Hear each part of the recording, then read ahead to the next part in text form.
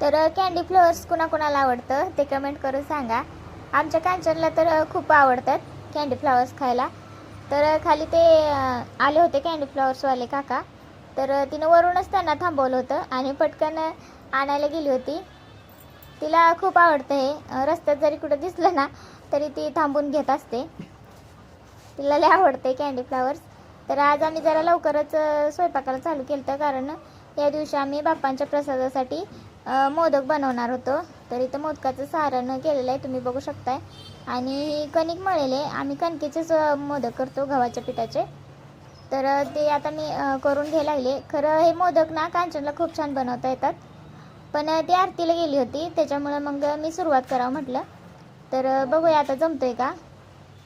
तर अशा प्रकारे मी ही कणिक लाटून घेतलेली आहे पारी, आणि त्यात सारण ठेवलेलं आहे भरून, आणि मोदक तयार करून घेतला आहे, बघू शकताय. मला काही एवढं भारी बनवता येत नाही, तरी पण मी प्रयत्न केला आहे. खरं कांचनला खूप छान बनवता येतात. नंतर ती आरतीनं आल्यावर तिने मोदक बनवून दिले पटकन, आणि नंतर मी तळले, बघू शकताय तुम्ही. इथं तिनं बनवलेले मोदक किती छान दिसतात, आणि तुम्ही बनवलेला आहे काय बरोबर पण दिसत नाही ती, पण बाकीचे जे तिने बनवलेले आहेत ते खूप छान दिसतात.